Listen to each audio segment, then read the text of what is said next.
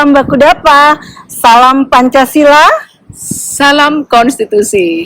visi untuk Indonesia. Para pemirsa dan mahasiswa yang kami kasihi dimanapun Anda berada, pada hari ini adalah hari yang sangat cerah. Kami berada di tempat yang sangat cerah juga ya Bu Siti. Ya, Apa kabar Bu Siti? kabar baik, alhamdulillah. Ya. Oke. Bagaimana kabar Bu Vita? Oke, sehat selalu. Alhamdulillah. Bu Siti, kali ini kita akan bahas tentang sistem pendidikan Terkait dengan Hari nasional. Pendidikan Ya, ini. Hari Oke, Pendidikan. Tanggal 2 Mei. Ya, karena ini adalah tanggal 2 Mei adalah Hari Pendidikan. Ya. Kita apalagi di tahun 2020 ini kita dalam keadaan wabah Covid. Ya. Nah, kita ketahui Bu Siti bahwa pendidikan kita ada plafon dasar hukumnya, yaitu Undang-Undang Nomor 20 tahun 2003. Tentang pendidikan nasional. Tentang sistem pendidikan nasional. Di pasal 3 itu disebutkan bahwa pendidikan itu bukan hanya untuk membangun kepintaran, kemudian keterampilan, tetapi watak dan karakter dari para siswa maupun mahasiswa. Nah, dalam kondisi wabah Covid ini, kira-kira Bu Siti melihatnya seperti apa? Ya, terima kasih Bu Vita atas waktunya ya. Jadi kalau kita memfokuskan diri pada persoalan pendidikan kita di masa Covid ini memang sungguh sangat kondisi saat ini menurut saya adalah sebuah kondisi yang dalam kondisi kita semua nasional maupun negara dalam kondisi prihatin ya. Karena pendidikan yang memang kalau kita lihat di dalam Undang-Undang Pendidikan Nasional sendiri pasal 13 ayat 2 itu sebetulnya juga sudah mempersiapkan bahwa suatu saat negara kita ini adalah sebuah negara yang kemudian pendidikannya bisa dilakukan melalui suatu program jarak jauh atau yang kita kemudian diimplementasikan menjadi pendidikan by daring ya. Tetapi itu masih ketika itu lahir pada tahun 2003 ya. Nah, yang kemudian kita di berbagai perguruan tinggi mencoba mengimplementasikan dengan pembelajaran sistem by learning ya maupun by daring. By daring ya. Nah, kemudian di tahun 2020 tepatnya di mulai bulan Maret ya, kemudian April kita ini kemudian tahu undang-undang ini betul-betul terimplementasi ya. Betul-betul terimplementasi karena apa? Kemudian kita ada wabah Covid ya.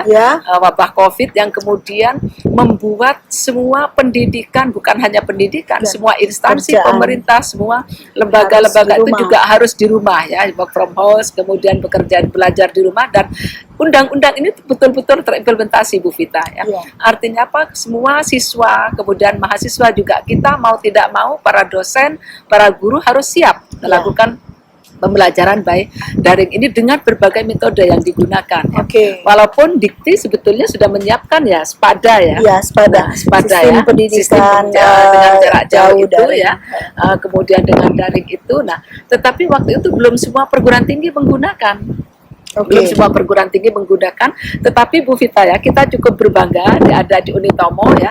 Unitomo sejak tahun 2017 sudah mengimplementasikan dan kita berdua bersama kita pernah Pak Rektor ya, Ami ya, kita mencoba kemudian mengajukan hibah di SPADA, dan kita salah satu yang dapat ya dari Unitomo. Ada 4 kelompok yang kemudian maju ya.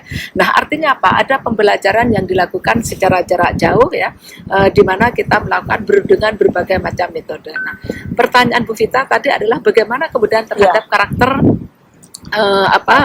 pendidikan ya, yang bukan hanya pada keilmuan tapi juga kepada watak dan sebagainya ya. Terus terang Bu Vita ya, saya pribadi berpendapat bahwa ketika wabah Covid ini, saya kira pendidikan karakter yang diharapkan oleh undang-undang itu belum bisa tercapai ya. Jadi dengan pembelajaran daring ini, kalau saya katakan tadi, kalau kita lihat dari analisis SWOT ya, keuntungannya adalah ketika siswa ataupun mahasiswa itu ada di rumah, mereka tidak akan terputus pendidikannya, tetap akan jalan ya. Para dosen, para guru itu akan menyampaikan materinya ya, tersampaikan dengan berbagai cara. Ada grup PA, ada Zoom meeting, ada Google Classroom ya, dan berbagai macam ya. Nah, sementara dari sisi kelemahannya atau kekurangannya adalah bahwa ternyata tidak semua mahasiswa memiliki jaringan internet Ya, yang bagus, betul, ya. keterbatasan. Ada keterbatasan kuota, ada keterbatasan kemampuan. Saya punya pengalaman, ya, ketika saya mengajar misalkan pada kelas itu ya melalui Zoom meeting, ya, mahasiswa, mohon maaf Bu, ini kita rame, saya masih numpang di rumah tetangga, itu salah satu, ya.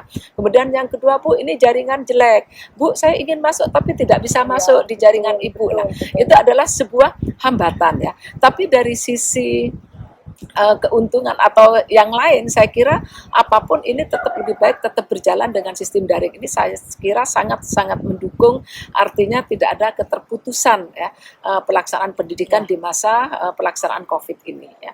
Dan ini saya kira akan menjadi apa yang menjadi harapan pemerintah sesungguhnya ketika lahir Undang-Undang Nomor 20 tahun 2013, ya, berarti sekitar 7 tahun lalu, ya, sekarang menjadi sebuah kenyataan karena pada saat itu tidak semua perguruan tinggi mau melaksanakan e-learning, ya, walaupun sudah ada anjuran dari pemerintah belum semua, dan sekarang ternyata semua harus melaksanakan, mau tidak mau kita harus melaksanakan, Mau dan tidak semua, mau, suka ya, tidak suka. ya, suka tidak suka, senang tidak senang, sulit ataupun sulit Harus ataupun berusaha. mudah, maka tetap harus jalan, ya, untuk pembelajaran daring, dan kita akan tetap jalan, ya. Oke. Ada hal yang saya catat di sini, Bu Siti, apapun yang terjadi dalam kendala ini, ya, kita tetap akan harus menjalankan pendidikan, ya. Pengembangan watak itu pun harus diselipin sedikit-sedikit, meskipun di tengah keterbatasan. Ini sebenarnya bukan keterbatasan, malah kita harus bersyukur kita sudah punya teknologi, kemudian teknologi yang canggih, kemudian kita bisa berhubungan dengan mahasiswa kita dengan jarak jauh atau para siswa dengan jarak jauh, tetapi harus disentuh dengan hati. Ada satu hal yang di bagian konstitusi mungkin yang harus kita kaitkan, yaitu demokrasi. Jadi dosen atau guru itu harus berdemokrasi dengan siswa dan mahasiswanya, bertanya apakah mereka mau model Zoom meeting, apakah mereka mau model WhatsApp, WA group. Jadi fleksibel aja sehingga mereka juga merasa tidak terbebani, ya Bu Siti, dengan kendala pada masa-masa sulit seperti ini. Ada tambahan. Oke, ada tambahan. Jadi begini, terkait dengan masa pandemi COVID, ya, darurat COVID ini, maka Kemendikbud, ya, itu sudah meluncurkan program bekerja sama dengan Google, ya, memberlakukan adanya Google Classroom yang bisa digunakan oleh seluruh dosen, ya. Sementara dia Kemendikbud juga sudah menyediakan ada jaringan namanya Ruang Guru yang itu bisa dimasukin oleh anak-anak, ya, pelajaran, ya, juga sudah menyediakan kalau tidak salah disiarkan di TVRI juga, ya, disiarkan di TVRI, kemudian ada Ruang Guru, ya, mahasiswa di situ, siswa di situ bisa interaksi, dan sekarang juga yang baru diluncurkan itu juga adalah adanya Google Classroom yang bisa digunakan oleh seluruh dosen dan mahasiswa, yang modelnya bisa juga video conference, dan bahkan di situ ada dilombakan, ada hibahnya, artinya tulisan terbaik dan kemudian modul terbaik yang kemudian disampaikan di Google Classroom, yang disampaikan ke Direktorat Dirjen Dikti, itu nanti akan ada hadiah-hadiah yang diberikan kepada para dosen, ya, yang kemudian dia membuat modul terbaik, ya. Dan juga ini juga mengurangi dengan sistem Google Classroom yang diberikan ini, kita akan sentral, kemudian materi kita itu akan diikuti oleh semua, siapapun. Jadi Kemendikbud melalui Google itu akan melempar luas materi yang kita sampaikan, dan itu akan diikuti oleh siapapun, tidak terbatas pada mahasiswa kita di perguruan tinggi kita, tapi perguruan tinggi lain akan bisa mengikuti. Ya, saya kira itu, ya. Terima kasih Bu Siti atas perbincangan kita di waktu yang indah ini di Hari Pendidikan. Demikianlah perbincangan kita di Hari Pendidikan. Apapun yang terjadi, pendidikan harus maju, ya, tetap maju. Salam Pancasila, salam konstitusi, visi untuk Indonesia.